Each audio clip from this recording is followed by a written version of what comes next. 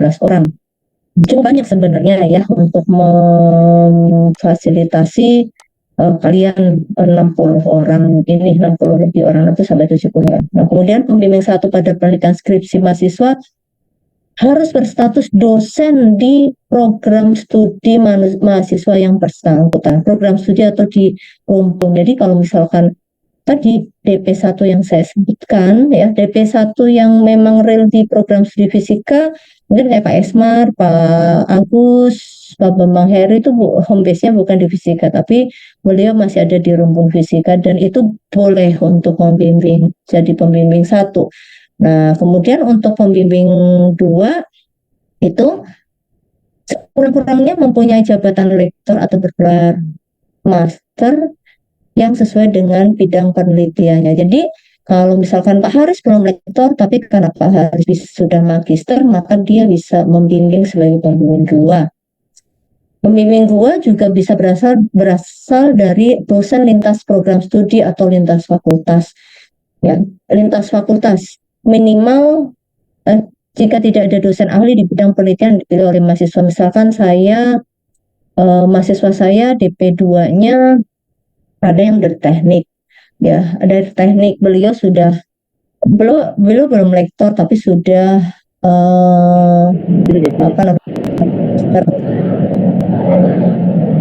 atau Pak Hadi juga ada dengan dosen lain di teknik, kemudian saya juga ada dosen lain di doktor di universitas lain gitu ya, itu bisa sebagai pembimbing dua.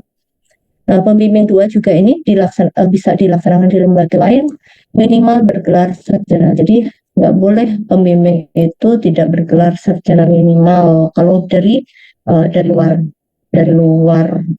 uh, UNJ gitu ya. Nah, ini wewenang dan tugas tanggung jawab membimbing menyusun pembimbingan proposal, membimbing penyusunan proposal penelitian, hadir pada pelaksanaan CSPS, membimbing pelaksanaan penelitian sampai penulisan laporan, mengontrol waktu penyelesaian skripsi, membimbing penulisan artikel yang akan dipublikasikan. Jadi pembimbing SPS ini akan lama, waktunya skripsinya akan lama jika kalian lulus nanti. Ya, ini perlu ya. Itu seperti itu ya. Ini selanjutnya kita bahasnya nanti kalau untuk yang penting yang pemahaman tentang pembimbing tadi kan. Nah, ini tadi sudah sampai sini ya. Koordinat pembimbing 1 dan 2 yang tadi sudah yang nantinya akan apa namanya Anda pembimbing 1 akan Anda pilih dan akan di ACC oleh Korprodi, serta pembimbing 2 yang nanti ditunjuk oleh pembimbing 1 Anda itu legalitasnya akan diberikan oleh melalui surat tugas dekan FMIPA. Nah, yang mengajukan adalah ketua program studi atau koordinator studi. Nah, terus SPS ini tadi kodenya 30052072, bobotnya 2 SKS ya. Tadi sudah disebutkan bahwa ini adalah mata kuliah wajib yang diambil oleh mahasiswa program studi fisika. Nanti syarat-syaratnya akan saya tampilkan dan hasilnya adalah proposal penelitian skripsi ya. Yang proposal itu akan digunakan ketika Anda nanti melaksanakan skripsi. Nah, ini adalah persyaratan mahasiswa dapat mengambil mata kuliah SPS. Mahasiswa yang diperbolehkan mengambil mata kuliah SPS harus memenuhi persyaratan sebagai berikut. Pertama, tentunya mahasiswa tersebut harus aktif pada tahun akademik berjalan. Berarti sekarang Anda sudah aktif, sudah melakukan registrasi ya, dan Anda sudah paham bagaimana caranya, dan itu mengambil mengisi KRS di mata kuliah SPS boleh kelas A atau kelas B ya. Memang saya membuka dua kelas itu supaya nanti pada saat ujian bisa diparalel gitu. Tapi untuk koordinasi awal-awal itu saya seperti minggu ini, mungkin minggu depan sampai entah berapa minggu lagi kita mungkin dari mulai ini ya nanti menyusun proposal itu kita sama-sama gitu. Kita gabung dulu. Kemudian tadi ya boleh ngambil kelas A atau kelas B sesuai dengan kelas kalian aja sih sebaiknya. Kemudian yang kedua sudah menempuh minimal 110 SKS lulus ya. Kalau nggak salah, saya yakin Anda semua karena waktu akan mengambil kegiatan magang atau MPKM semester lalu saya kan mendata dan saya juga sudah sudah menuliskan syarat waktu itu kan 100 ya, minimal 100 SKS, tapi ada yang 95 SKS. Artinya kalau kemarin magangnya lulus semua, ditambah 20 buat mahasiswa yang ngambil baru 95 SKS, berarti sekarang sudah 115. Tapi kalau yang 90 SKS, nah itu coba nanti kalau misalkan ada mahasiswa yang ternyata yang kemarin cuma 90 gitu ya, terus ada catatan-catatan macam-macam, ya sebaiknya nggak usah buru-buru ambil tes gitu, diselesaikan aja dulu. Karena memang akan berat ya. Kemudian, nah ini sudah lulus mata kuliah metodologi penelitian. Nah, karena ini ada pergantian atau ada apa namanya, ada kurikulum MPKM yang menyebabkan metodologi penelitian itu diletakkan di semester 7, maka SPS ini boleh diambil bersamaan dengan mata kuliah metodologi penelitian ya, karena kan nanti sambil jalan ya, sambil jalan menyusun proposalnya gitu, sambil kalian juga memahami memahami tentang step penelitian yang harus, langkah-langkah penelitian, tahapan penelitian yang harus kalian lakukan ya ketika nanti akan ketika akan ngambil data gitu ya. Nah nanti dituliskan juga, jadi nyambung gitu ya, apa yang dipelajari di metodologi penelitian nanti dituliskan di dalam proposal yang nantinya akan ada buat.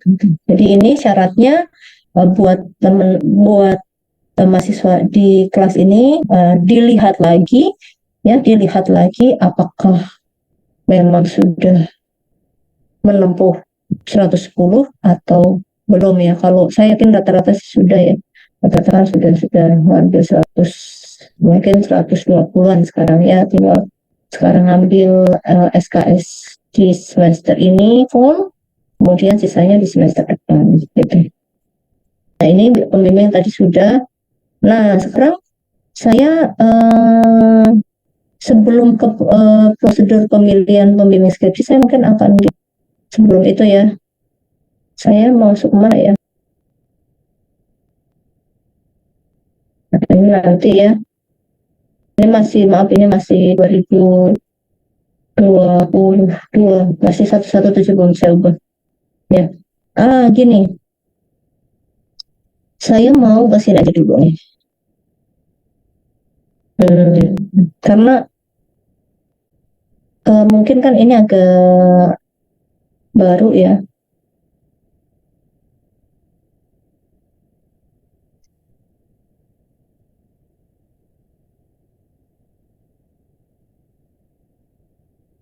Sebenarnya. Atau mungkin saya tampilin websitenya aja ya.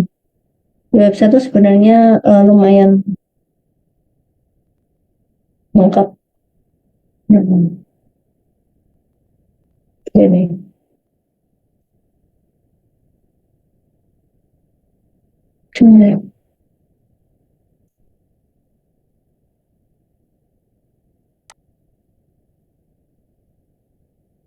Nah,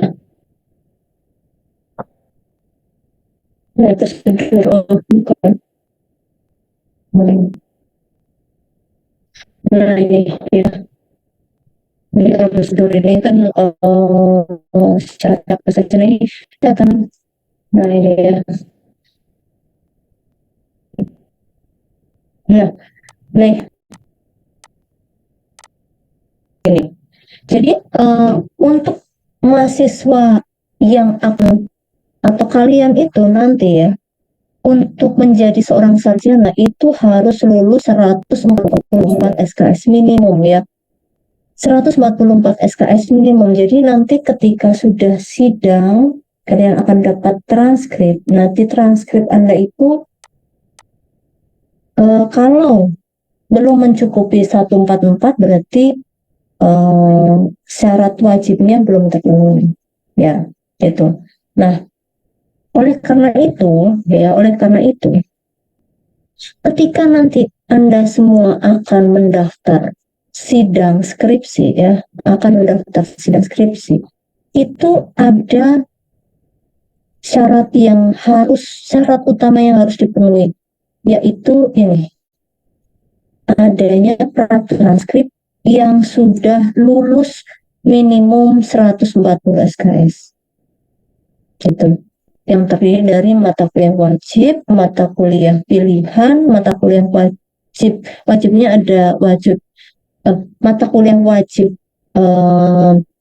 prodi, mata kuliah wajib univ, mata kuliah wajib fakultas, dan mata kuliah pilihan, serta ada MBKM gitu kan ya. Itu totalnya 140 SKS. Kapan ini dipenuhi? Ini dipenuhi ketika Anda akan daftar sidang. Ya, ketika Anda akan daftar sidang. Misalkan Anda akan daftar sidang apa namanya bulan, misalkan Anda akan daftar sidang di bulan Juli tahun 2024 gitu. Nah, maka ya kalian punya target ya, mau daftar sidang di bulan Juli tahun 2024. Maka kalau sekarang Anda sudah lulus 120 SKS dan sekarang Anda mengambil 20 SKS, berarti kan berapa tuh? 120 ditambah semester ini 20 SKS, berarti kan 140. Terus ditambah lagi semester depan misalkan masih ngambil lagi 5 SKS, tidak termasuk 6 SKS sama skripsi gitu ya, skripsi 4 SKS, berarti nanti semester depan ngambil 6. Nah, dari 6 itu pas bulan Juni ketika sudah ada selesai semester 120, yang yang 2 SKS tadi keluar. Nah, berarti totalnya adalah 142. Nah, 142 itu sudah lulus semua, maka Anda akan diizinkan atau akan dijadwalkan untuk melaksanakan ujian skripsi. Ya, itu syarat wajibnya. Dan syarat lainnya seperti ini harus ini sertifikat peserta seminar. Maksudnya peserta itu bukan pendengar ya, tapi sebagai pemakalah di seminar nasional atau internasional, atau ada bukti submit ke jurnal, kemudian ada sertifikat asisten, kartu bimbingan skripsi, daftar hasil studi ini sebenarnya sudah bisa dilengkapi oleh transkrip ini. Jadi syaratnya adalah 140. Jadi bukan kemudian 140 itu diselesaikan sekarang, tapi 140 itu adalah syarat wajib minimum ya. Lebih boleh nggak? Boleh, asalkan yang lebih itu mata kuliah pilihan gitu ya. Pilihan yang relevan gitu. Nah, terus itu Korprodi akan biasanya, kalau saya tahun depan kan saya udah nggak jadi Korprodi.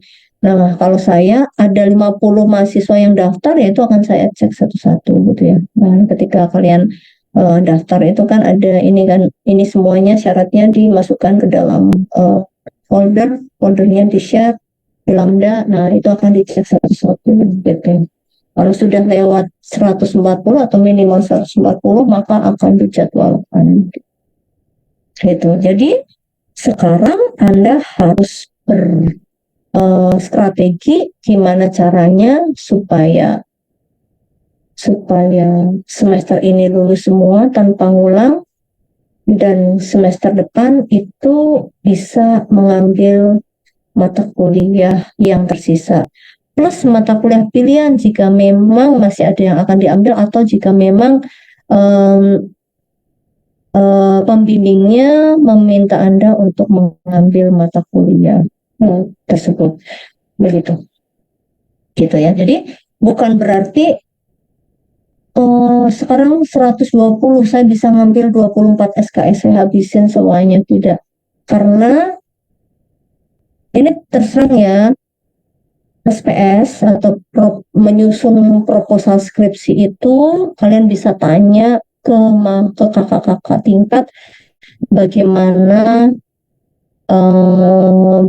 bagaimana atau hal-hal apa yang kira-kira itu jadi apa namanya menjadi faktor yang menghambat gitu ya, faktor-faktor yang menghambat kenapa sih SPS ini atau atau kakak-kakak tingkat itu tidak bisa 100% lulus di semester 7 ini, maksudnya lulus SPS-nya ya gitu. Kalau kalau kemarin atau mahasiswa 2019 itu termasuk banyak yang lulus SPS di semester ini, walaupun saya akui 2019 itu salah satu angkatan terkeren ya selama saya jadi Forprodi gitu ya. Apa namanya, mudah-mudahan yang 2020 itu juga sama ya, bisa termotivasi oleh angkatan 2019. Yang lulus memang enggak, yang lulus tepat waktu memang tidak secara persentase ya, secara jumlah lumayan banyak ya, ada 44 orang, harusnya saya ada 45, tapi kemarin saya karena dia daftar terlambat ya, saya suruh udahlah nanti aja gitu, salah sendiri daftar terlambat gitu ya. Ya. Kalau saya boleh sedikit cerita,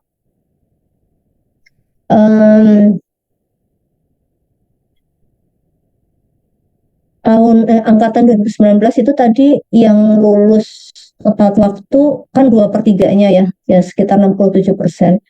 Kalau angkatan 2018 itu cukup alot ya, saya nggak tahu angkatan 2018 itu kenapa, yang sekarang belum lulus juga ada, yang belum selesai SPS juga ada. Ini saya cerita kayak gini bukan nakut-nakutin, cuman supaya kalian itu tidak menyepelekan SPS itu. Kemudian 2017 itu ada juga yang belum SPS ya, padahal sudah semester ketiga sudah semester ya, masuk semester ke-13 itu, kalau di tempat lain mungkin udah DO ya. Kemudian 2017 itu waktu itu karena mereka lagi pandemi ya, kelulusannya itu rata-rata lulus, yang lulus 4 tahun cuman beberapa orang, lebih banyak yang lulus 4,5 tahun karena memang dari angkatan 2016 dan 2017 itu mengalami laboratorium tutup tutup hampir lama. Yang 2016 itu tutup hampir 1 semester laboratorium, jadi semua terhambat 1 semester. 2017 itu, angkatan 2017 itu sempat mengalami pandemi yang Delta, itu lab tutup dari bulan Juni ya, Juni, Juli, Agustus, awal September baru buka, jadi memang terlambat juga. Nah, yang mahasiswa atau angkatan yang kalau kemarin 2000 angkatan di atas kalian ya, kakak-kakak tingkat yang baru pada sidang kemarin kan 67% lulus tepat waktu. Kalau angkatan, kebetulan saya jadi korprodi itu dari tahun 2016 ya. Ya 2016 itu karena saya baru-baru jadi korprodi, itu yang lulus tepat waktu sedikit ya. Kemudian itu tahun 2016, berarti yang lulus tepat waktu itu saat itu yang angkatan 2012. Terus angkatan 2013 itu lumayan saya ngejar, pokoknya nggak boleh kurang dari 50%. Nah, angkatan 2013 itu udah naik di atas 50% ya. 50% lebih dikit lah mungkin, karena waktu itu nerimanya satu kelas jumlahnya 42 orang. Nah, kalau nggak salah yang lulus tepat waktu, oh enggak, 60% atau berapa gitu. Nah, 2000 angkatan 2016 angkatan 2014 itu yang lulus 4 tahun persentasenya naik lagi, ya naik lagi. Yang paling keren memang angkatan 2015, ya. Angkatan 2015 itu yang lulus tepat waktu itu 80% lebih. Jadi hampir 85% lulus tepat waktu. Ya, jadi kalian bisa hitung memang secara jumlah ya, karena kami hanya satu kelas waktu itu, jadi ya hitung aja. Kalau nggak salah yang lulus itu 28 orang ya, satu angkatan itu tepat waktu. Tinggal beberapa orang aja yang belum lulus saat itu. Jadi bisa waktu itu saya merasa iya, program saya untuk percepatan mahasiswa lulus tepat waktu itu berhasil. Di tahun 2019 itu tadi mahasiswa angkatan 2015 lulus 4 tahun itu 85%, tapi kemudian pandemi. Nah, ketika pandemi yang ngedrop, nah mulai naik lagi ini 2019, 67% lulus tepat waktu. Mudah-mudahan Anda semua bisa itu ya, seperti angkatan 2014 atau bahkan kalau bisa seperti angkatan 2015 itu bisa 85%. Nah, starting pointnya ya dari sekarang ini mata kuliah SPS gitu ya. Kenapa waktu itu bisa cepat? Karena memang SPS itu personal ya, sangat tergantung dari mahasiswanya. Kebetulan saya boleh cerita kalau mahasiswa saya semester yang baru lulus ya, saya menerima mahasiswa bimbingan tahun kemarin ya, semester 117 itu kebetulan yang ke instrumen banyak. Jadi yang ke saya itu 8 orang, terus itu yang melamar itu 9 gitu, tapi saya cuma nerima 8. Sebenarnya saya juga nggak mau sebanyak itu, maunya sih ya 6 aja kayak gitu ya. Cuman ya karena memang anak-anaknya komit, saya mau gitu kan.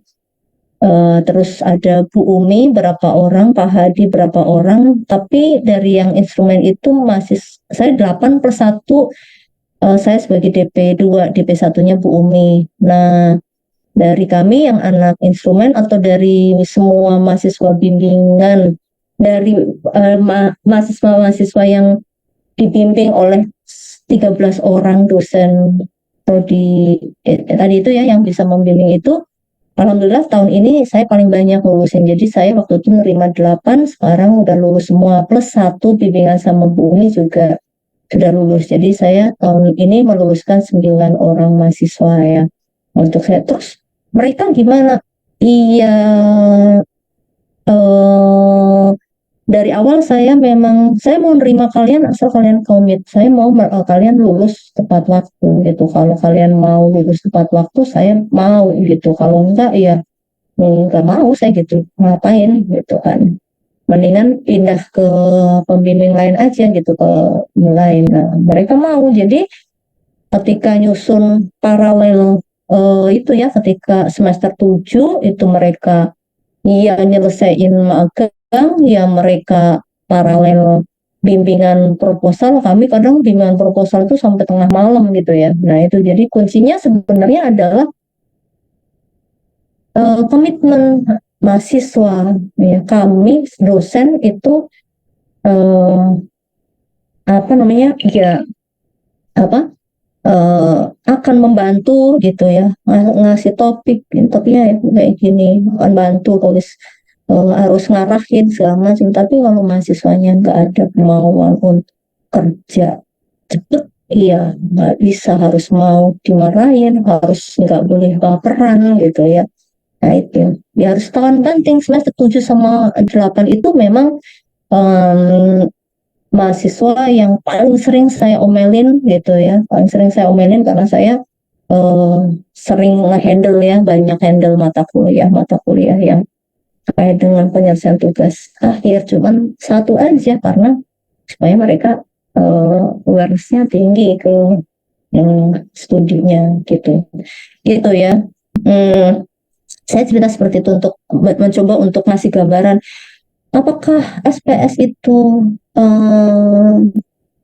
itu bisa diselesaikan tepat waktu. Banyak yang tepat waktu, tapi banyak juga atau ada juga yang memang ada aja kendala ini. Ditanya kenapa belum selesai ini, nggak ada. Sekali kamu menghindar satu kendala itu, maka kendalanya akan muncul terus muncul. Jadi harus ada kendala harus bisa diatasi, ada hambatan harus bisa diatasi. Ini saat ini Anda diminta untuk lebih dewasa ya, karena kan udah semester 7 ya, tahap menuju dari peralihan dari seorang mahasiswa menjadi seorang sarjana itu kerja keras banget semester 7 semester 8. Maka dari itu karena memang SPS itu tidak bisa kalian anggap sebagai ini kan kayak desain dan perencanaan, tidak. Maka dari itu saya sangat menganjurkan mahasiswa di semester 7 ini tidak perlu mengambil full 24 SKS kecuali memang kan mungkin ada mata kuliah yang misalkan nih disuruh ikut KKN itu tidak mengambil waktu banyak ya, tidak mengambil waktu banyak dalam satu semester gitu ya. Kenapa kok ada dosen nyuruh KKN? Karena memang prodi atau karena memang selain itu mata kuliah pilihan, tetapi itu juga bagian dari memberikan pengalaman mahasiswa untuk bisa terjun ke lapangan seperti apa, dan itu sangat perlu untuk profil mahasiswa ataupun profilnya program studi gitu ya. Gitu. Itu kira-kira. Nah, kemudian mata kuliahnya apa saja? Nah, mata kuliah yang sekarang Anda ambil kan ya, sebenarnya kenapa sih harus ditukar gitu? Karena ini ya, mungkin ini sebenarnya beda aja sih, beda tipis aja. Kalau di sini semester 8 tuh ada mata kuliah pilihan, nah semester tinggal ditukar aja sama mata kuliah komunikasi ilmiah, karena komunikasi ilmiah itu produknya itu nanti ini publikasi begitu ya, publikasi. Nanti kan kalian harus mempublikasikan hasil penelitiannya, nah ini nyambung ke skripsi sebenarnya gitu. Nah terus ini masih ada pendahuluan fisika nuklir ya, 3 SKS, fisika statistik 3 SKS. Nah metodologi penelitian ini kan bukan mata kuliah, ini kan sebenarnya mata kuliah yang nyambung dengan SPS. Jadi ini dan ini tuh nyambung gitu ya. Ini nanti nyambung dengan yang semester 8 gitu. Nah, ada mata kuliah wajib, ini yang sepertinya nanti produknya hanya proposal. Ini yang justru ketika menyusun ini ya, kalau itu mudah sekali maka semua mahasiswa akan lulus di semester 7 mata kuliah SPS ini. Tapi nyatanya kan bukti menyatakan bahwa ternyata bahkan ada yang semester 10 pun SPS belum kelar gitu ya. Walaupun itu pencilan, tapi kan berarti kan ada hal yang bisa menghambat mahasiswa gitu. Jadi nggak boleh kalian anggap remeh untuk SPS ini. Menurut saya semester 7 itu adalah semester terberat ya dibanding sama yang lain, karena di sini Anda dituntut untuk tadi membagi kegiatan Anda, membagi otak Anda untuk bisa menyelesaikan mata kuliah sambil mencari atau menyusun proposal itu. Ketika disusun maka harus studi literatur gitu. Untuk menyusun proposal skripsi tadi ya, sebenarnya kan ada slide yang kalian harus studi literatur. Nah, studi literaturnya juga nggak seperti kalian bikin magang, proposal magang, laporan magang seperti itu. Bisa aja 3 halaman ya, 3 halaman khusus itu 3 halaman daftar pustaka itu bisa 3 sampai 5 halaman gitu isinya, apa namanya, paper-paper yang harus kalian baca ketika menyusun sebuah proposal skripsi.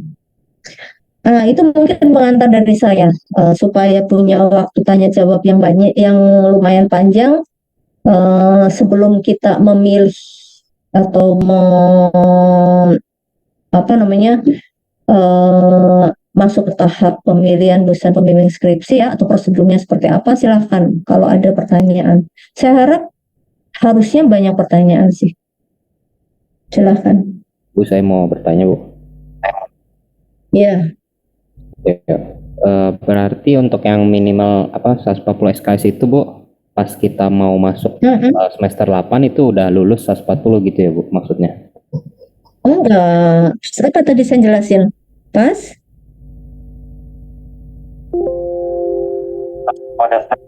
Iya, pas mau daftar sidang.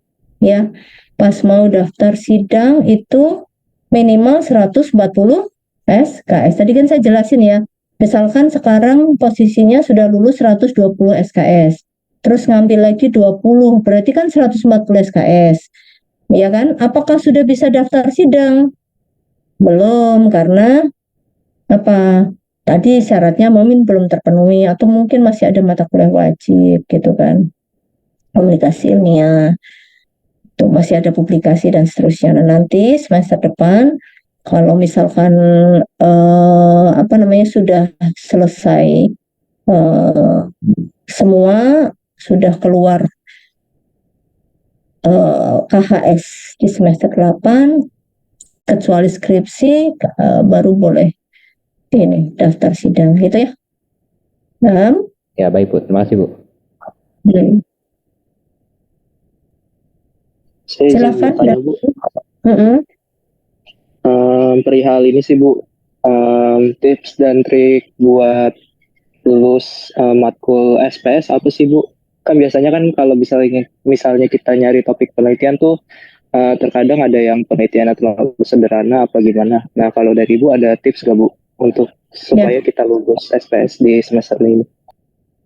Ya, jadi gini ya Mas dan Mbak, untuk topik itu kami dari program studi fisika kemarin salah satu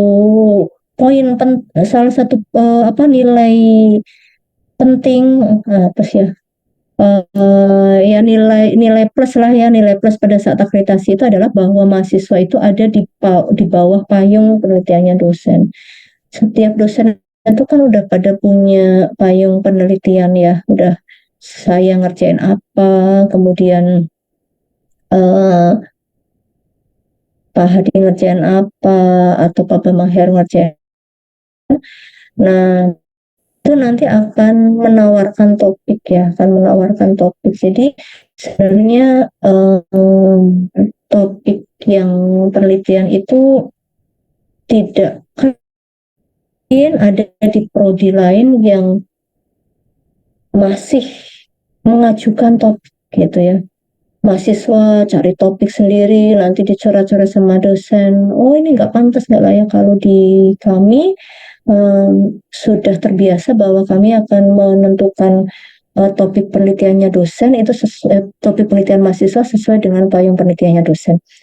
Gitu. Nah jadi apa namanya dosen sudah tahu ini tuh layak untuk mahasiswa S1 atau satu proyek besar bisa dibagi menjadi 2 mahasiswa S1 untuk dikerjakan sebagai di dalam penelitian skripsinya. Seperti itu untuk yang masalah topik ya. Masalah topik. Kemudian masalah triknya gimana? Triknya gimana ya? Triknya yang jelas nggak boleh malas baca sih gitu ya. Saya biasanya setelah kalian mulai bimbingan dengan dosen pembimbing itu saya tetap ada kelas gitu ya.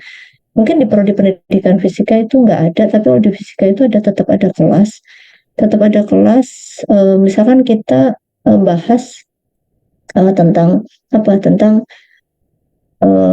apa namanya, studi literatur gitu ya. Maka saya ini sebenarnya tujuan saya membantu kalian untuk membaca gitu ya, belajar membaca tuh bukan maksudnya membaca ini Budi atau membaca sekilas gitu, tapi ada artikel ilmiah, kalian cari artikel ilmiahnya, biasanya dari dosen juga bisa ngasih, kemudian itu dibaca, kemudian dibuat resume. Nah, itu akan ada tugas-tugas seperti itu. Nah, semakin banyak, salah satu triknya adalah ketika kamu menyusun proposal skripsi itu, kalau menurut saya, yang paling susah itu bab 1. Saya kan sering ngasih project ke kalian ya, ngasih project misalkan di elektronika atau mungkin di mata kuliah pilihan, terus selalu bilang saya batasin bikin latar belakang minimal 2 halaman. Itu ada maksudnya, karena ketika kalian skripsi, latar belakang itu bisa sampai 5 halaman gitu. Nah, untuk menyusun latar belakang 5 halaman, untuk menyusun latar belakang 5 halaman itu akan sangat mudah ketika Anda punya materi yang banyak. Nah, materi yang banyak itu dapatnya dari mana? Dari jurnal, dari paper, bukan dari internet.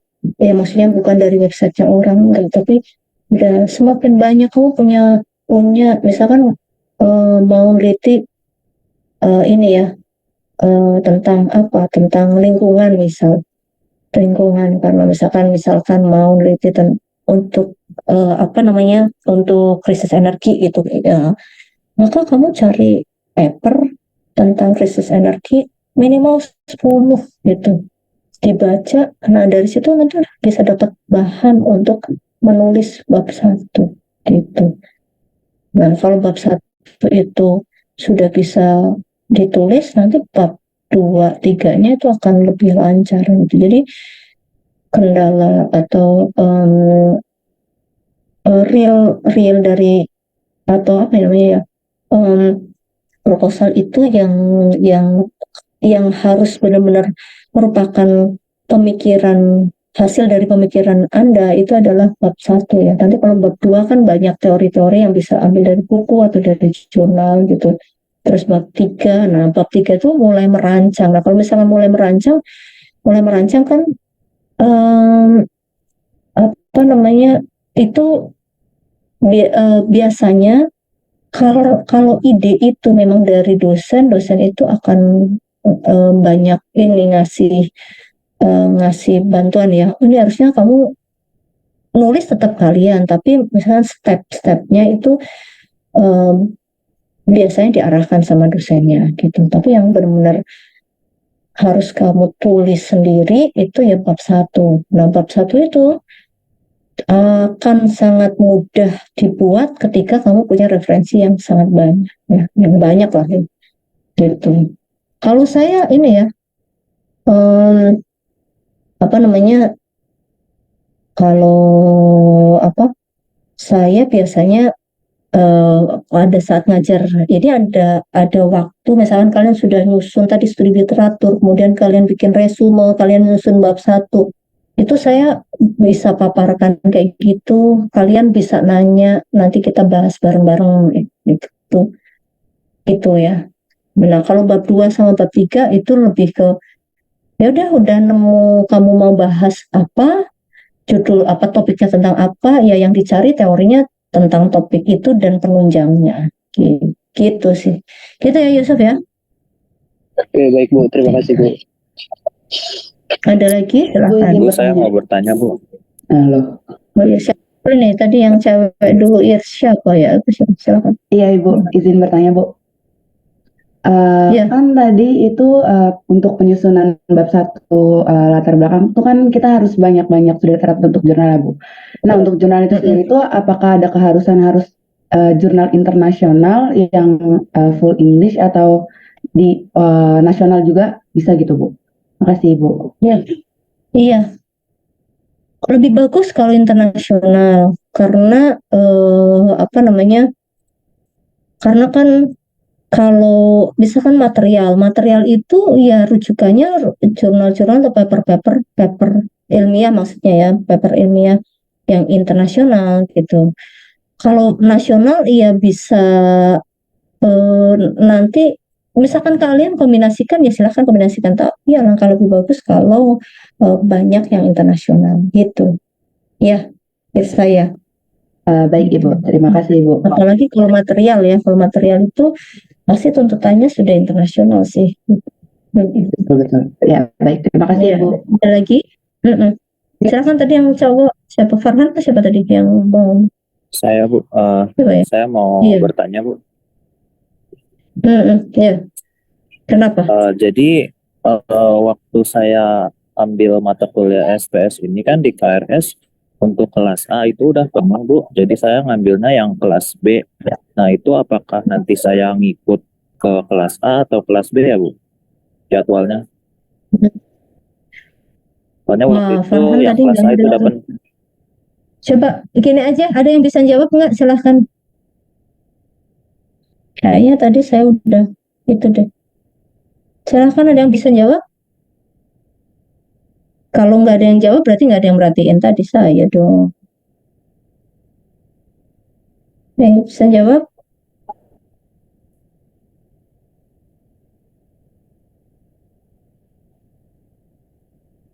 Halo, kok diam aja?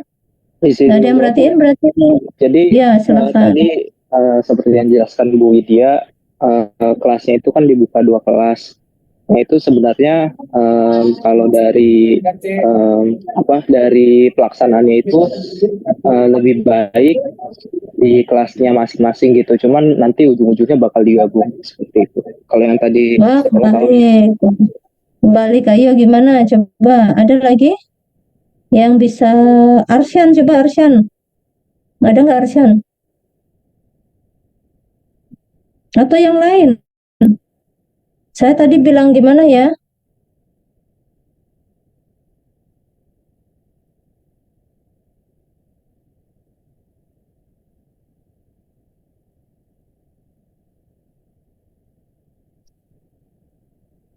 Nah, ini saya sebenarnya ingin mewajibkan hari ini. Pertanyaan saya, ada yang sedang nyambi tidak?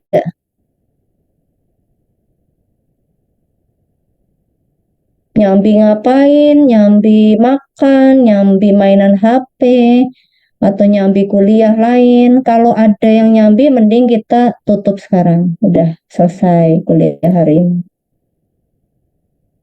Berarti kalian ngerasa nggak penting. Padahal saya kemarin udah pesen loh. Hari ini wajib datang karena hari ini penting buat mahasiswa semester 7 yang mau yang ngambil SPS. Ya pertanyaannya nyambi nggak? Gitu. Kalau nyambi berarti kan nggak ngerasa penting. Ditanya nggak ada yang jawab. Buat apa saya cerita macam-macam kayak tadi gitu.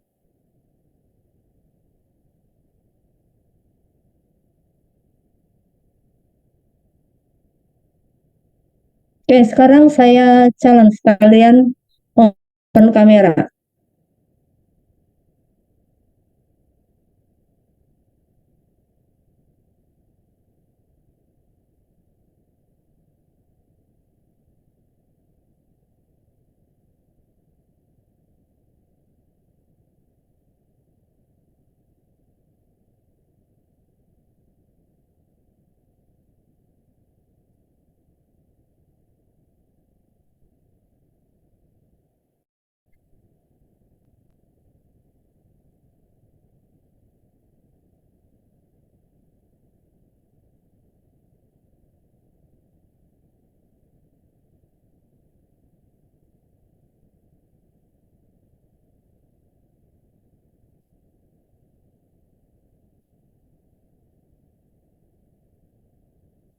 Ada yang ingat gak tadi saya bilang apa?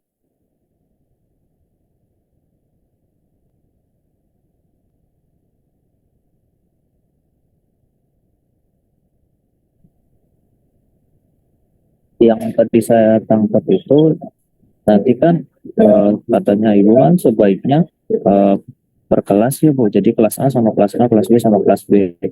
Cuman di sini saya takutnya kan di KRS tuh saya ngambil slotnya itu yang buat kelas B Bu, yang kelas A. Yang slot A waktu itu tuh udah penuh 40 orang. Nah saya takut jadi nanti saya kalau kelas misalkan ada pertemuan per kelas gitu, misalkan nggak digabung kayak gini, nanti saya ngikutnya kelas B atau kelas A gitu. Kalau emang tetap ngikut kelas A ya maksudnya nggak masalah Bu. Cuman ya di situ saya takut aja Bu, takut bukan harus ke B atau ke B. Jadi gini,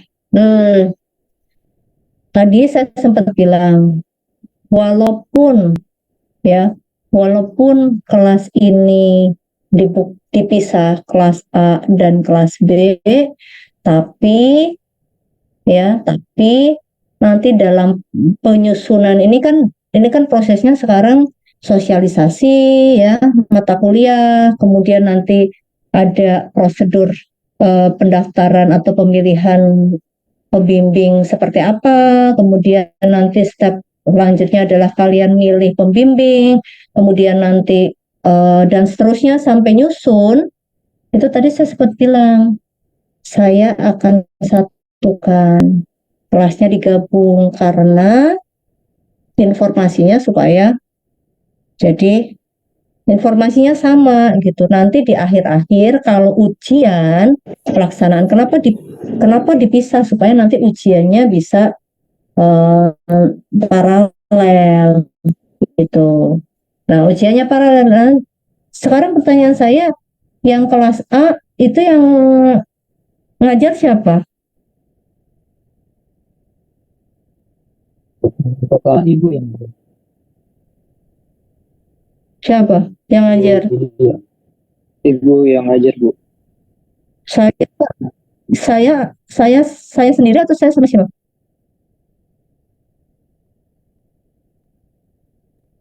Kalau nggak salah Prof. Agus Bu, Yang Agus. Kelas B. Prof. Agus sama Bu Widya.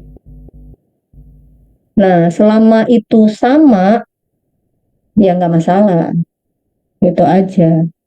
Ya, artinya adanya kelas ini dipisah, itu tadi saya udah bilang, sebenarnya dari tahun kemarin juga saya buka satu kelas.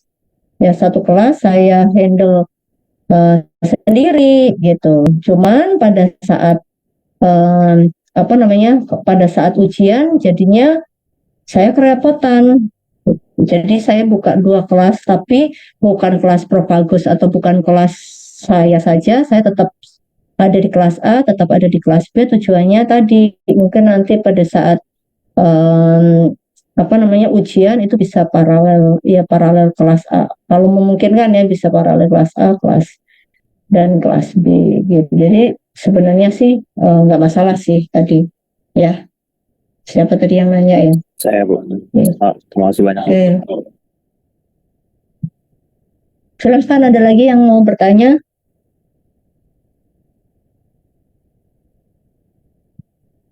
Atau sudah paham semua? Saya izin bertanya Bu, Ya. terkait tadi kan ada syarat-syarat untuk skripsi ya Bu. Nah di situ kan ada sertifikat TOEFL atau TOEFL, terus ada sertifikat peserta seminar nasional atau internasional. Udah sih itu aja. Nah itu kalau sertifikat TOEFL apa TOEFL-nya apakah ada skor minimal gitu Bu? Atau hanya melampirkan sertifikatnya aja?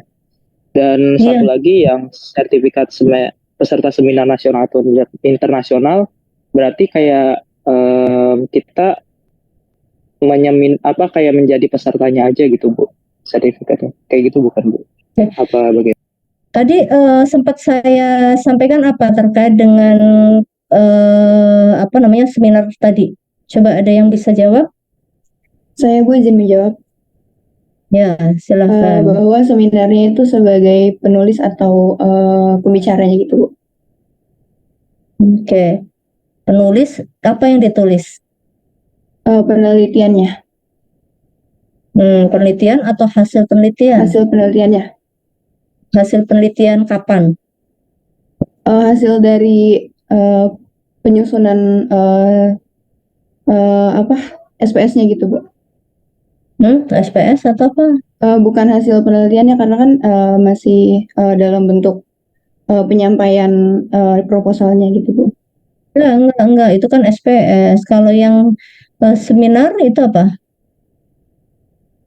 Hasil Jadi ada yang penelitiannya. ya.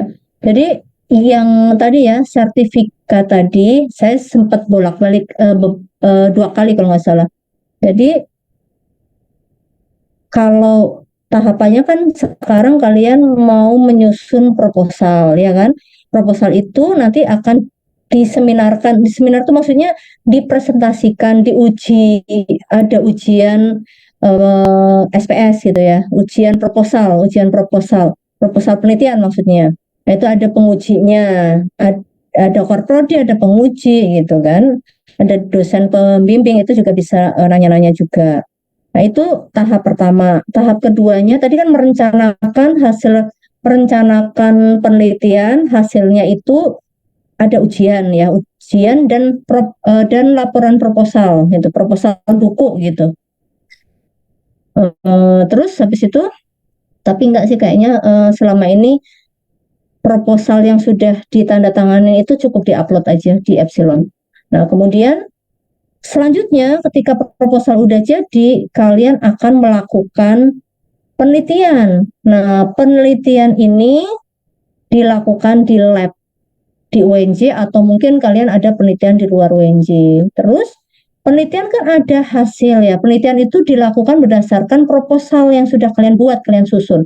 Kemudian ada hasil. Nah, hasil inilah yang kemudian nanti di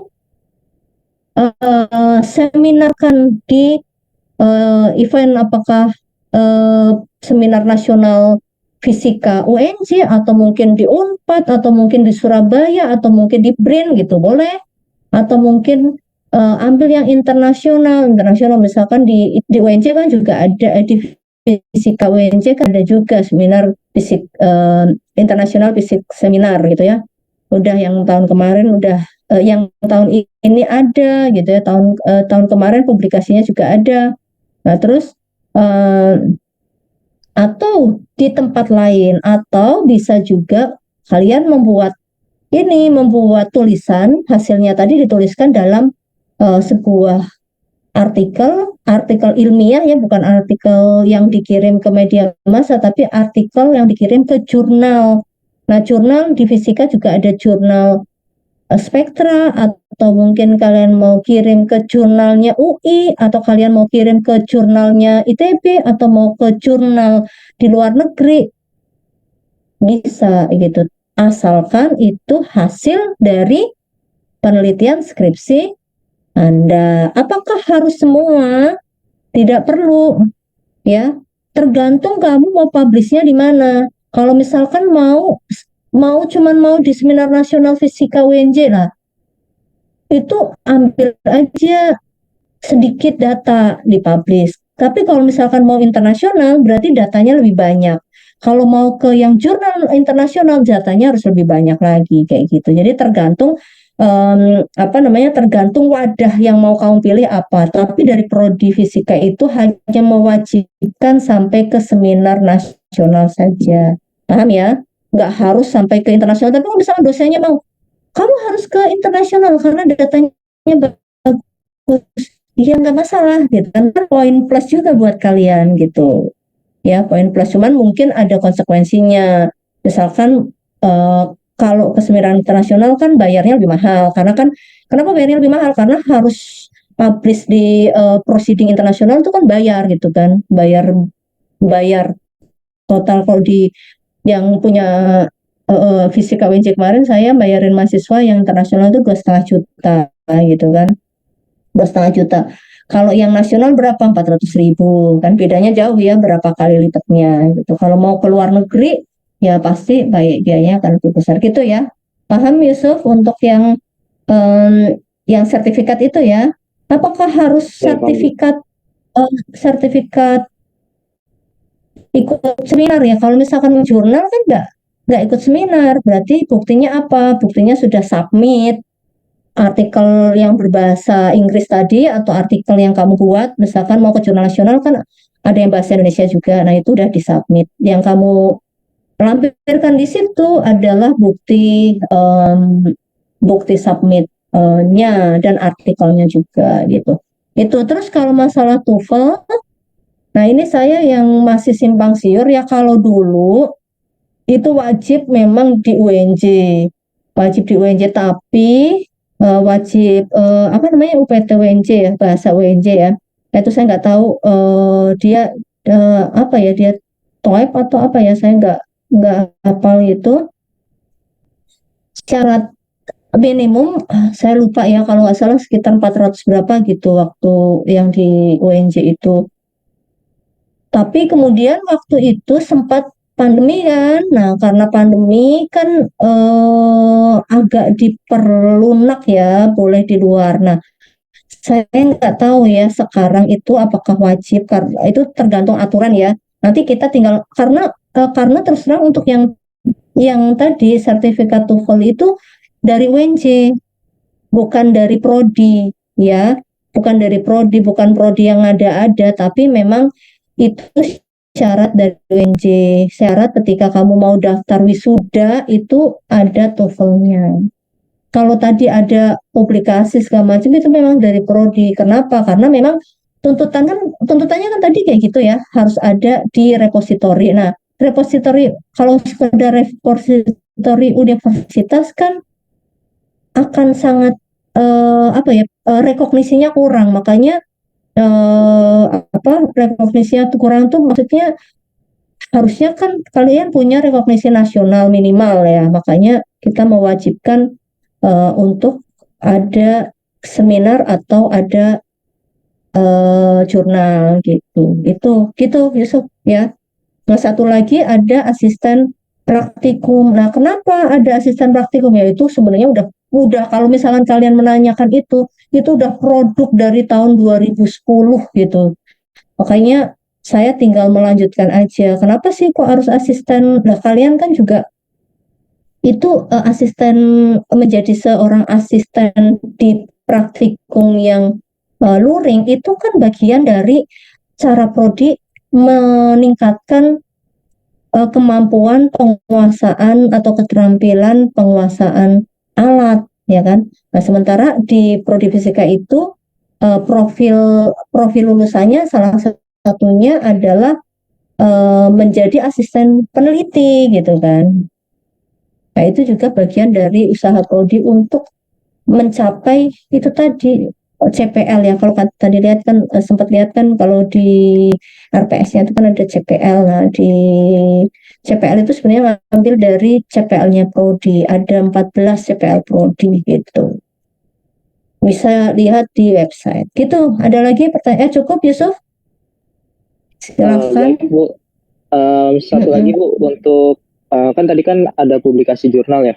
Nah, untuk jurnalnya itu ada minimal indeksnya nggak Bu? Misalnya harus Sinta berapa atau gimana? Ya, enggak. Kalau jurnal biasanya sih itu sesuai dengan kesepakatan dengan pembimbing ya.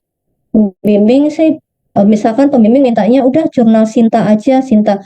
Kalau di apa namanya, di spektra di fisika itu Sinta 3, tapi Sinta 3-nya sudah lumayan sulit juga ya, maksudnya karena sudah berbahasa Inggris kayak gitu kan. Apa namanya, untuk yang spektra ya, kalian nanti bisa lihat jurnal spektranya fisika itu udah berbahasa Inggris. Kemudian lebih sulit menulis di jurnalnya yang spektra daripada proceeding internasional walaupun cuma Sinta 3 seperti itu.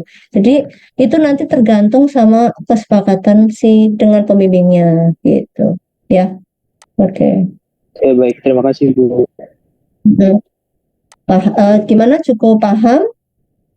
Ya, paham Bu. Nah, pertanyaan saya, apakah ada mahasiswa atau kok ini nggak ada yang nanya kalau mahasiswa yang masih ngulang gimana gitu? Nggak ada yang nanya, berarti nggak ada yang ulang ya? Tapi kalau lihat dari catatan waktu PKL, waktu itu ada yang ngulang. Nah, itu gimana kira-kira menurut kalian?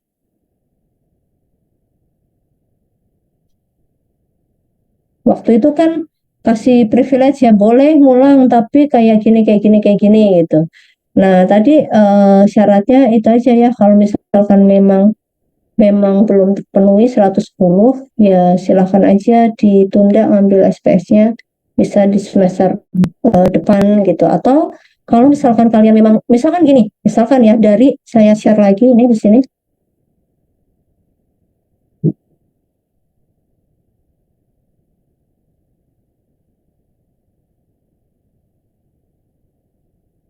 Nah, misalkan dari sini ternyata ada yang ngulang gitu, nggak ada yang ngulang, sehingga mengurangi slot besar 20, nah mengurangi slot pilihan gitu ya.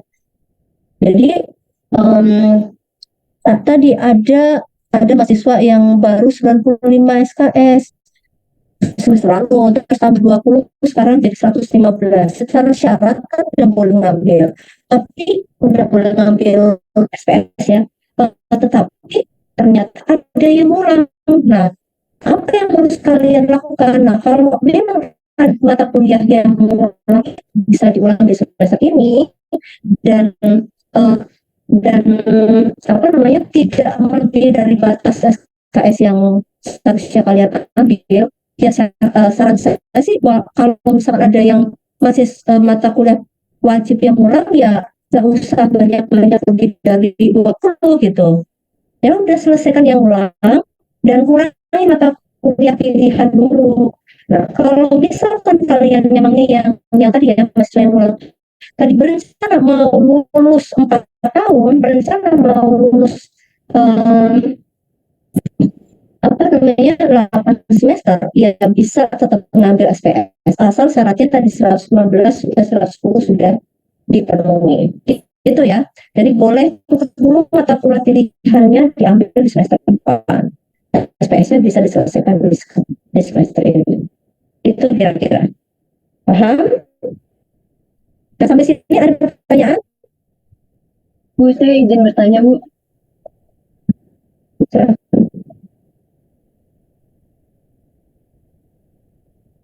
Ya, siapa yang mau tanya tadi, silakan. Izin bertanya, Bu, perihal publikasi ke jurnal atau seminar yang tadi. Kan topik skripsi saya itu kan melanjutin dari topik PKL ya, Bu, tentang pengaplikasiannya. Nah, sedangkan ada satu data PKL ini atas nama BRIN yang akan saya gunakan untuk keperluan skripsi nanti itu sebagai pembanding. Nah, itu diperbolehkan atau tidak ya, Bu? Mohon maaf, suaranya putus ya, saya nggak ini. Sudah saya terdengar, Bu? Teman-teman pada dengarnya gimana? Kalau saya ini ya, putus-putus ya. Yang lain dengarnya gimana? Ada yang bisa ini? Awalnya putus-putus, Bu, cuman udah kembali. Coba aja. Cobain ya. Publikasi ke jurnal atau seminar, Bu. Jadi kan topik skripsi saya ini kan melanjutin dari topik PKL ya, Bu. Tentang pengaplikasiannya. Nah, sedangkan ada satu data PKL atas nama BRIN yang akan saya gunakan untuk keperluan skripsi nanti. Nah, itu diperbolehkan atau tidak ya, Bu? Saya nggak terlalu jelas nangkepnya ya, tapi begini, saya sempat bilang ya bahwa PKL Anda itu sudah dikonversi menjadi 20 SKS, itu sangat besar. Jadi jangan mencari celah untuk PKL is PKL ya. Kalau tadi kan saya udah bilang, pengembangan skripsi itu jangan curi-curi inilah. Sudah sangat dihargai 20 SKS, itu sudah sangat besar. Jadi kalau misalkan mau melanjutkan dengan topik yang sama, itu berupa pengembangan. Berarti ketika Anda diminta untuk publikasi, iya, publikasilah sesuai dengan syarat yang tadi kita baca bersama, bahwa ini adalah mata kuliah bukan PKL. PKL Anda itu bahkan sudah 6 SKS ya, 6 SKS plus mata kuliah konversi yang lain. Jadi mohon nanti disampaikan ke pembimbingnya yang di BRIN ya. Ya, ada aturannya kalau mau melanjutkan itu berupa pengembangan, tidak boleh data yang kemarin dipublish lagi ya. Terus apa bedanya PKL dengan namanya skripsi gitu. Paham ya? Gitu. Baik Bu, terima kasih. Dan gini, satu lagi bahwa tadi kan saya sudah menyampaikan bahwa untuk publish itu kan nggak semua data harus dipublish, betul? Tadi saya udah bilang gitu ya, tergantung apa ya media yang dipilih gitu. Jadi kalau misalkan ya, apa namanya apa pembimbing Anda, misalkan nanti pembimbing skripsinya dari luar mengerjakan proyek yang dari luar, kan nggak harus apa misalkan mau ternyata boleh kok seminar nasional tapi mungkin data kalian segini gitu, data kalian tuh segini gitu. Nah ya, atau dari A sampai Z datanya, ketika kamu mau izin publish di seminar nasional itu mungkin hanya beberapa data aja diambil. Kalau seminar nasional berarti wajib first author ya, misalkan siapa Yusuf itu sebagai first authornya. Tapi kalau misalkan nanti seminar, misalkan tadi saya bilang saya bayarin mahasiswa saya untuk yang international conference gitu, yang bayar saya, yang nulis bahasa Inggrisin saya gitu kan. Dia menampilkan data, menulis dalam bahasa Indonesia, saya mengoreksi, saya membantu memparafrase, menambahkan referensi, saya yang bayar gitu kan. Boleh nggak si mahasiswa tadi sebagai second author? Boleh, paham ya? Jadi kalau misalkan memang tadi cakupan data yang mau dipublish itu tergantung media yang mau digunakan, yang dipilih gitu. Kalau misalkan hanya seminar aja, ya nggak usah semua data, sedikit aja atas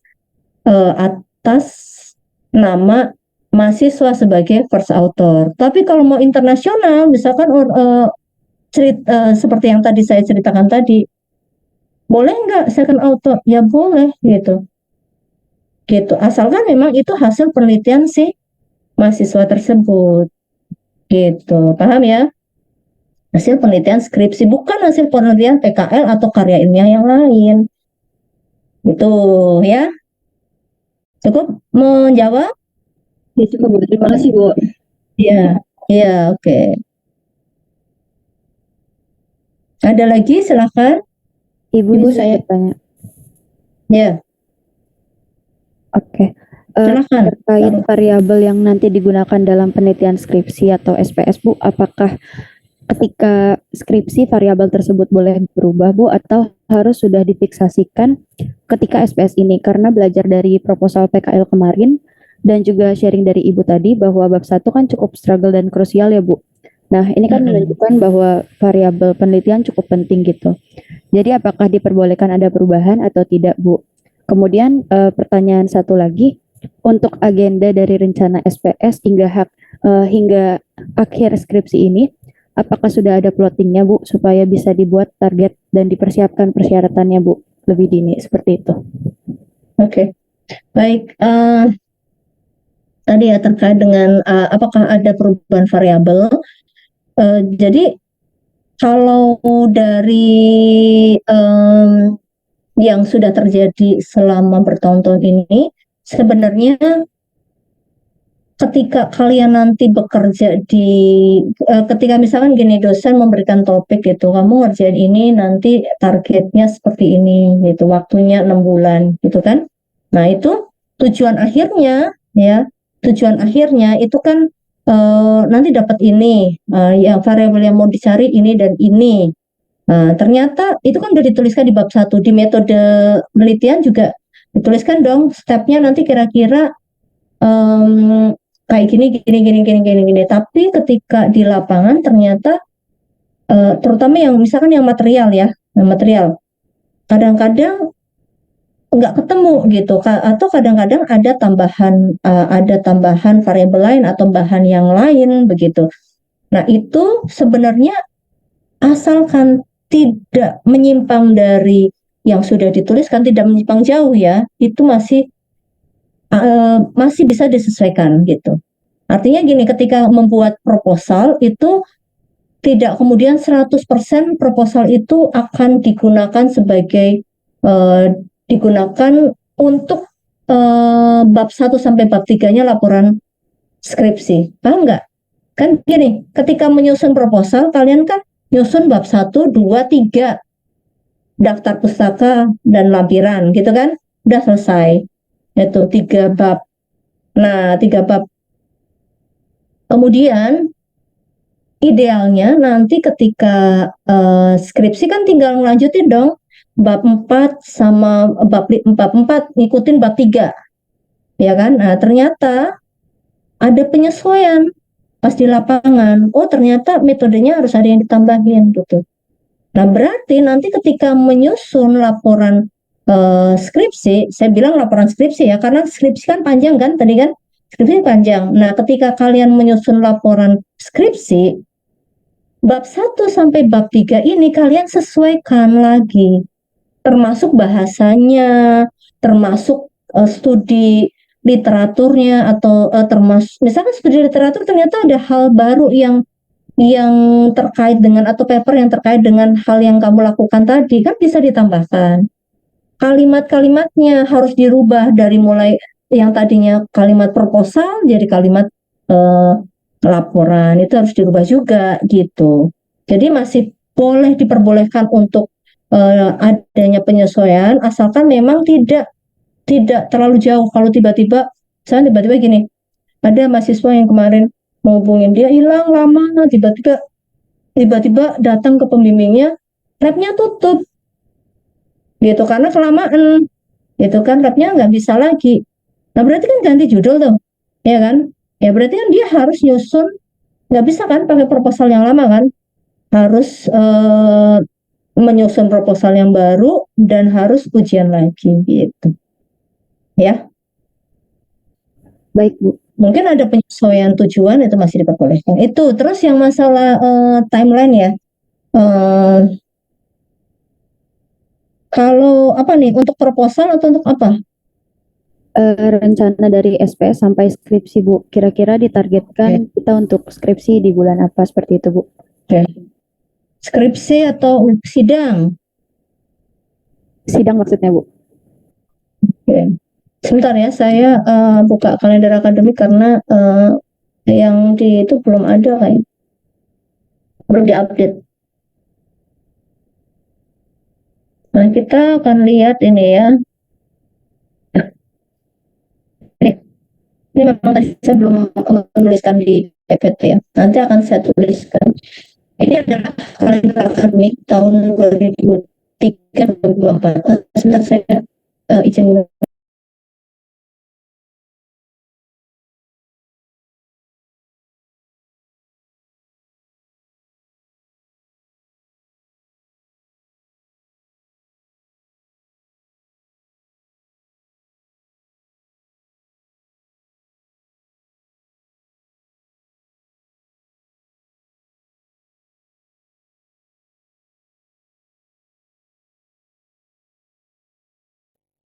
Ya, ini kita posisinya ada di sini ya, sini ya.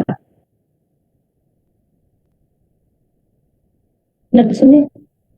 Oh, ini registrasi administrasi nama. Di sini.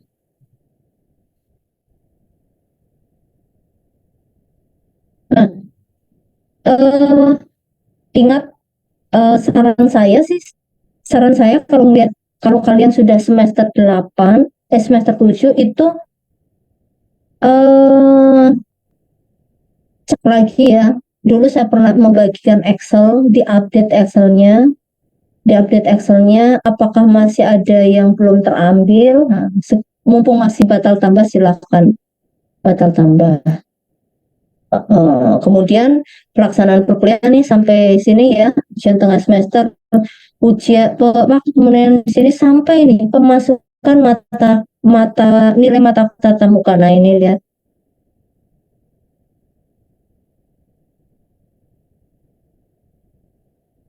Ya. Nah, berarti ini 19 Desember 2023 sampai 6 Januari 2024. 6 Januari itu adalah nilai semester 119 harus diinput paling akhir, ya, batas maksimum. Atau perbaikan nih, perbaikan tuh hanya sampai tanggal ini. Jadi paling akhir itu tanggal 12 Januari. Untuk bisa di-input mata kuliah ini, ya, mungkin nyambung ke sini. Sini apa ya?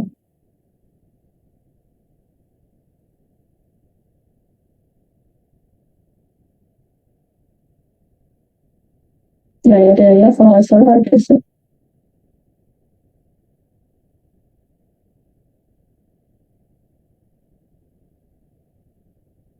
Pokoknya untuk bisa di-input itu kalian sudah melaksanakan ujian dan sudah memperbaiki proposalnya. Jadi kalau misalkan batasnya itu tanggal 6 ya, tanggal 6 ini 6 Januari, kalau masuk perbaikan berarti kan di sini berarti kalau kalian ujiannya di tanggal 6, maka inputnya baru bisa di tanggal 12 karena kan harus perbaikan dulu gitu. Artinya apa? Artinya iya, kalau mau aman akhir Desember sudah ada ujian apa? Ujian SPS gitu, udah pada maju. Nah, ini kan ujian akhir Desembernya tuh 18 sampai 30 Desember, ya. Karena kalian nggak punya tagihan magang lagi, alangkah bagusnya awal Desember itu sudah pada jadi proposalnya, sudah siap diujiankan. Nanti saya akan buat timeline ya, tagihan-tagihan itu sampai, kalau ngikutin ini ya, dia ngikutin yang ini, ngikutin yang RPS tadi itu batas akhirnya adalah ini. Ikutin ini ya. Pelaksanaan ujian berarti 11 sampai 15 minggu ke 11 sampai minggu ke 15. Berarti ini adalah akhir November sampai ya pertengahan Desember itu harus sudah sidang gitu. Waktunya 60 ya. Kalian lihatlah 60 menit per mahasiswa, berarti kalau kalian ada 70 orang, saya butuh berapa ribu menit gitu kan. Nah, makanya jangan numpuk jadi satu. Kalau kemarin-kemarin tuh sempat 50 orang ya, 50 orang bareng sama yang mahasiswa angkatan lama itu kita bikin 2 kelas paralel, sehari itu 6 mahasiswa. Ya, sehari 6 mahasiswa jadinya 6 mahasiswa, jadi butuh berapa hari tuh? Sehari 6 kelas A, 6 kelas B, berarti minggu.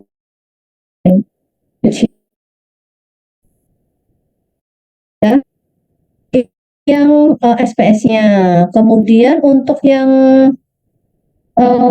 skripsinya, nah nanti kalian setelah, memang nggak ada jeda sih, setelah nilai dimasukkan nanti Februari atau mungkin sudah, kalau mahasiswa saya tuh udah mulai start di bulan akhir-akhir Januari waktu itu ya, terus Januari, Februari, Maret, April, Mei, Juni itu udah pada selesai.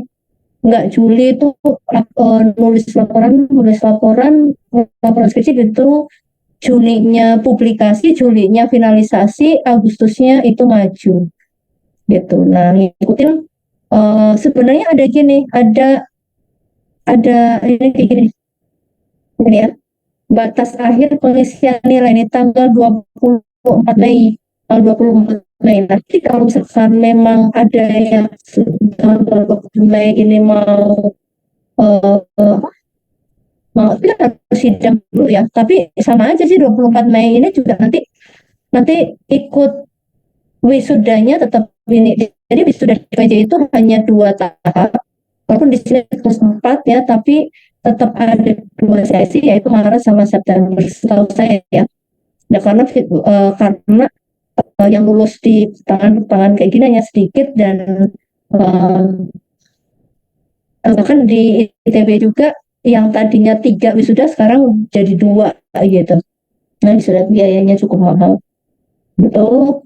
Jadi seperti ini, kalau misalkan kalian mau targetnya lulus 4 tahun, terus target lulus 4 tahun itu bisa cum laude enggak? Bisa, sangat mungkin bisa, asalkan satu, setahu saya sih yang penting IP-nya 3, berapa ya, 6 gitu, di atas 3,6 dan tidak lebih dari 4 tahun gitu. Terus ini batas-batasnya ya, batas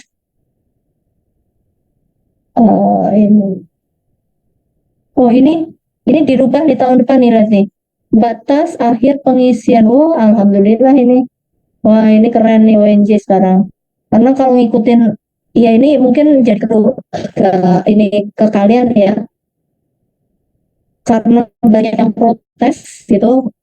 Buat kami dosen itu Agustus itu jadi transisi, jadi Agustus itu jadi kayak kemarin kan untuk MBKM, untuk sidang skripsi, untuk mahasiswa baru, untuk semua kegiatan itu bulan Agustus. Maka ini lihat tanggal Juli tahun 2024. Jadi tahun depan Anda harus sidang sebelum tanggal 24 Juli. Maksimal 1 minggu sebelum atau paling akhir. Kalau kemarin untuk yang semester 118 itu input nilainya 24 Agustus, di Prodi Fisika sidang terakhir itu tanggal berapa ya? Hari Jumat. Hari Jumat itu tanggal berapa ya? Tanggal 24 itu hari Kamis, berarti kurangi 7, tanggal 18 Agustus itu terakhir. Harusnya tanggal 17, cuman tanggal 17 kan libur gitu. Jadi seminggu sebelumnya. Jadi ini nanti paling lambat sidangnya 17 Agustus. Dan kalau pendaftaran sidangnya, kalau kemarin pendaftaran sidang itu paling lambat tanggal 2 minggu atau 3 minggu sebelum sidang terakhir. Berarti kalau sidang terakhirnya itu tanggal 17 Juli, kalian harus daftar terakhir tuh 1 Juli gitu. Daftar dulu, tapi kadang-kadang ditambahin sih waktunya gitu ya, diatur sama prodi itu. Jadi kalian punya waktu untuk menyelesaikan gini. Tambahan trik dari saya, Desember itu kalian sudah selesai semua proposalnya, sehingga nanti Januari, Februari, Maret, April, Mei itu penelitian selesai, Juni publikasi, dan menyusun laporan, Juli daftar sidang gitu ya. Kalau boleh nggak Bu, saya SPS-nya sebelum Desember, misalkan November akhir. Kan tadi saya bilang kan, dari November, kalau sesuai dengan jadwal berarti pertengahan November sampai Desember gitu. Paham, Salu? Paham, Bu. Dan teman-teman yang lain gitu ya. Nanti saya akan, kalau udah agak longgar, saya coba untuk buatkan PPT-nya ya, saya lakukan. Ada lagi pertanyaan? Sudah jam 12, tapi saya masih mau bahas ini. Udah dulu ya pertanyaannya ya. Ibu, saya izin Sampai yang Oke. Iya Bu, Silakan. izin bertanya terkait sertifikat ASLEP Bu. Apabila sudah menjadi ASLEP di semester 116 yang mana saat itu kegiatan perkuliahannya itu masih full daring, apakah sertifikat tersebut masih dapat digunakan Bu? Mengingat sertifikat yang bisa digunakan itu adalah jika ASLEP-nya luring. Terima kasih Bu.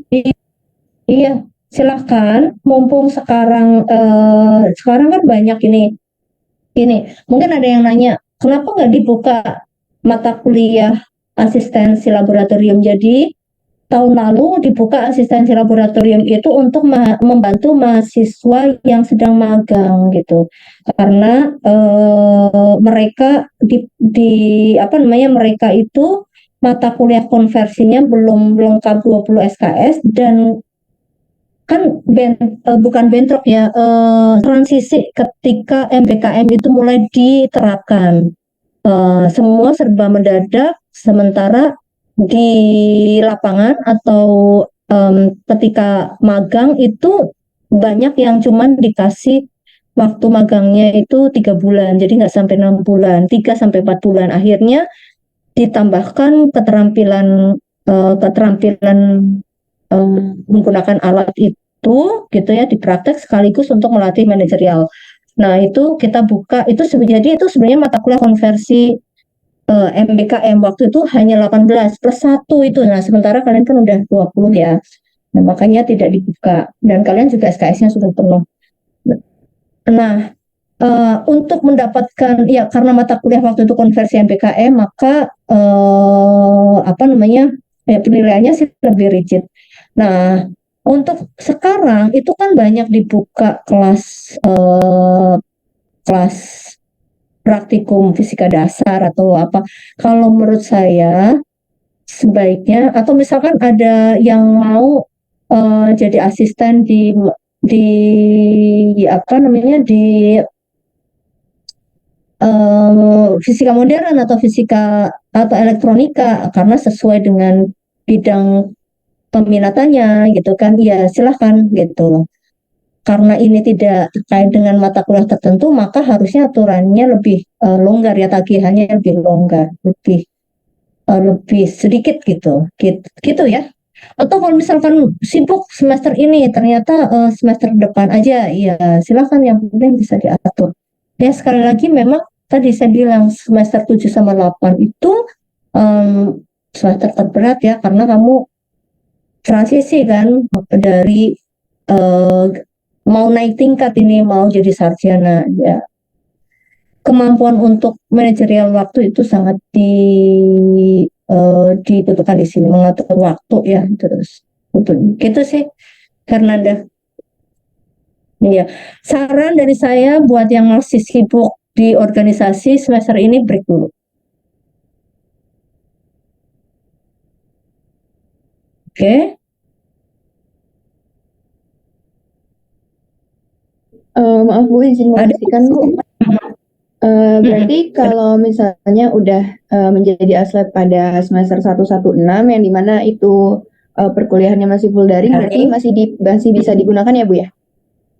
Oh, tadi gimana? Suruh luring kan? Suruh ikut. Oh, berarti Sekarang kan harus banyak. ikut lagi ya Bu ya yang luring? Iya.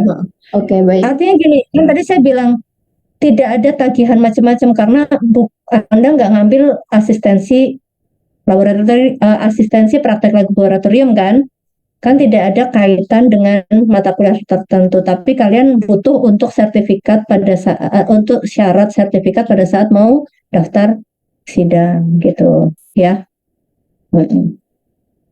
Ya.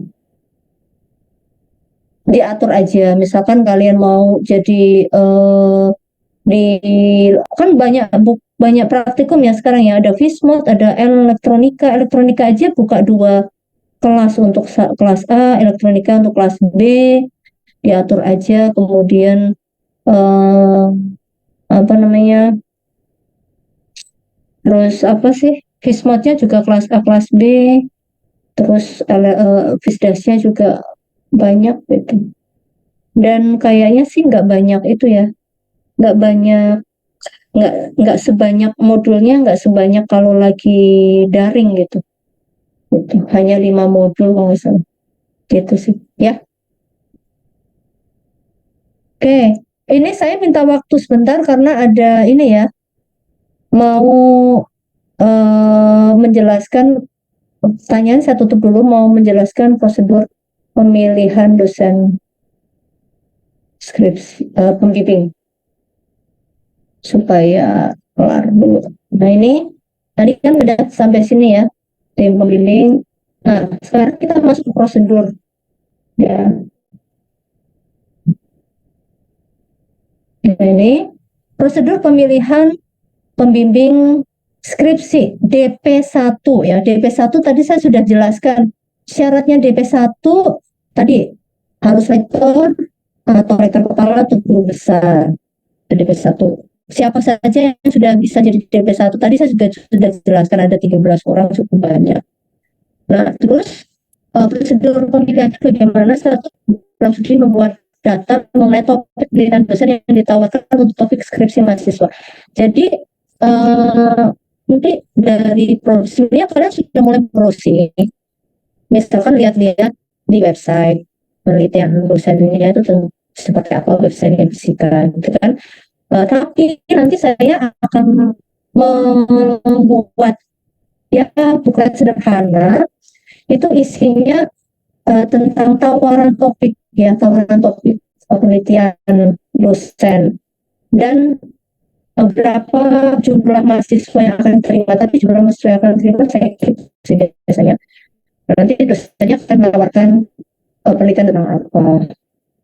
Itu akan saya, karena tadi saya cerita saya sekarang masih musim jadwal ya, semalam saya kerja dari sampai jam 12:30 malam itu, meskipun sempat untuk bikin ini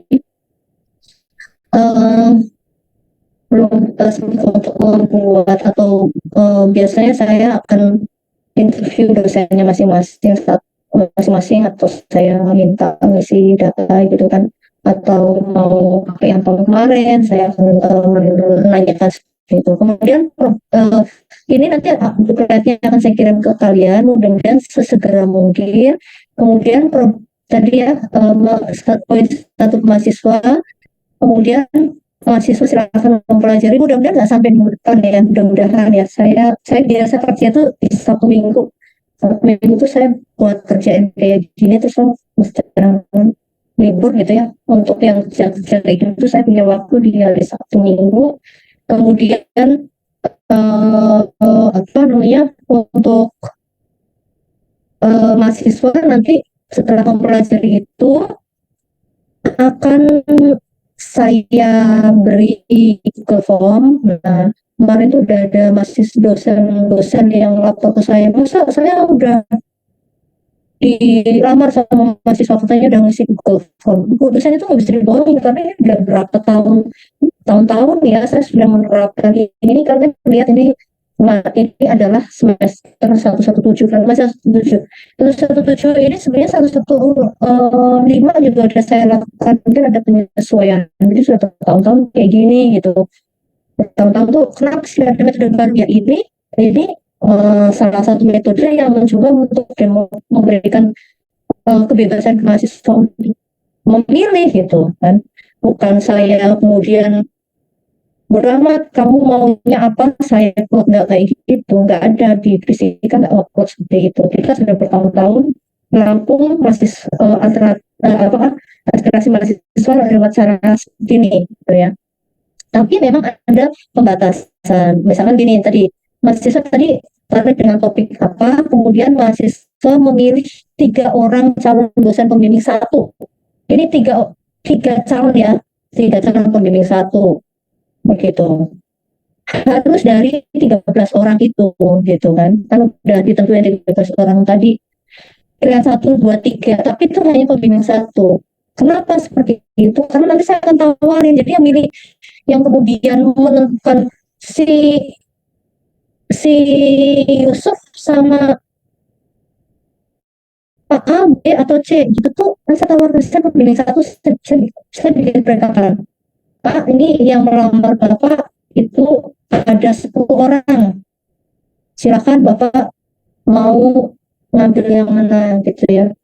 Sama, saya tadi kan udah cerita, dulu saya ada sekian orang, sebenarnya saya maunya 6 gitu kayak dosen yang lain, tapi karena nggak ada lagi yang bimbing, akhirnya saya ngambil 8, tapi ada komitmen di awal dengan mahasiswa. Gitu. Ketika dosen memilih, maka dia akan melihat kinerja kalian selama di perkuliahannya beliau seperti apa gitu ya. Jadi kecuali kami sebenarnya ternyata gini, ternyata yang milih Pak Esmar ada 15. Yang Pak Isman maunya Pak Isman biasanya maunya 6 maksimal 7 gitu ya, saya kasih tahu ya, maksimal banget 8 gitu, itu udah nggak akan. Pak Iwan juga ya itu juga udah pakai saya rayu-rayu gitu, tambah apa tambah lah gitu, kalau misalnya mau banyak, kalau sedikit ya udah maksimal 6. Nah terus misalkan ada dari 15 tadi, ternyata yang dipilih oleh pembimbing satu itu eh, hanya 6, kan masih sisa 9. Yang 9 ini bagaimana, 9 ini bisa masuk ke pembimbing kedua, pilihan kedua, alternatif kedua, atau alternatif ketiga. Kadang-kadang saya juga tawarin lagi, mau 2 atau 3 nih gitu. Harusnya itu udah konsekuensi kalian ketika milih, menuliskan 3 orang. Kalau 3 yang pertama sudah penuh, ya sudah tidak diterima, ya akan masuk ke yang kedua. Kalau yang kedua sudah penuh, maka akan masuk 3 gitu. Jadi saya upload distribusi itu berdasarkan satu pilihan kalian, yang kedua tadi dosen ya, dosen pembimbing yang kalian tunjuk, ya yang ketiga ya tadi, kalau udah itu berarti nanti tinggal baru saya akan distribusi dari pilihan 2 atau 3 gitu, sambil saya juga melihat oh ini kesesuaiannya seperti apa gitu ya. Jadi nanti setelah ngisi Google Form, dan saya nggak mau kalau gini, sudah dikasih waktu ngisi Google Form 2 hari, ya udah 2 hari, jangan lupa Bu ini Bu itu Bu, karena kalau ada yang telat satu, otomatis kan jadi telat semua gitu. Jadi harus sering-sering ini ya, namanya lihat grup. Nanti kita bikin grup SPS juga untuk SPS 117, masukin semua mahasiswa yang mengambil SPS. Nah, itu grup itu akan terus sampai nanti kalian lulus atau kalian ambil skripsinya lulus gitu tahun depan gitu. Nah setelah itu tadi ya, sudah ada, saya sudah tadi ini alternatif apa dosen yang dipilih oke enggak gitu kan, oleh si masing-masing dosen tadi. Saya tanya ini masih saya kayak gini, udah oke enggak. Kalau sudah oke semua, baru nanti saya akan mengajukan surat tugas ke dosen, ke dekan, surat tugas untuk pembimbing 1. Nah pemilihan pembimbing 2-nya bagaimana, yaitu sesuai dengan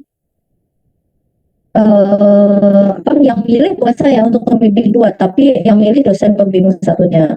Misalkan dengan Pak Esmar, nanti Pak Esmar kan akan ngasih topik ya, akan ngasih topik, oh kamu kerjaan ini, nanti DP 2-nya Pak Teguh misalkan, atau DP 2-nya Pak Iwan. Nah, nanti saya akan buatin lagi form ya, kalau mungkin nanti setelah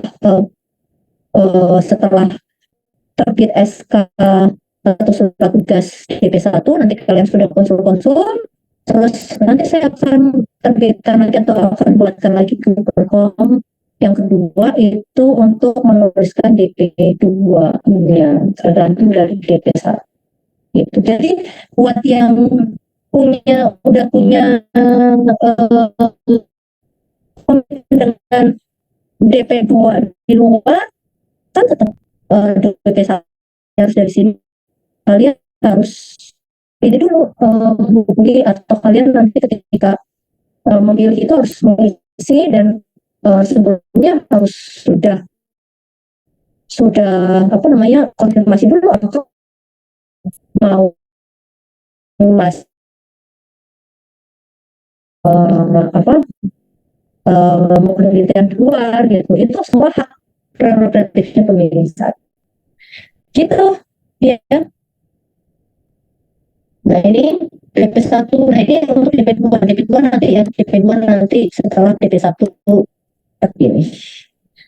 Mungkin itu untuk hari ini ya, untuk hari ini. Step selanjutnya apa? Step selanjutnya adalah kalian tunggu, kalian boleh browsing dulu, kalian boleh tanya-tanya, cutting dulu gitu ya, sambil saya menyiapkan booklet ya.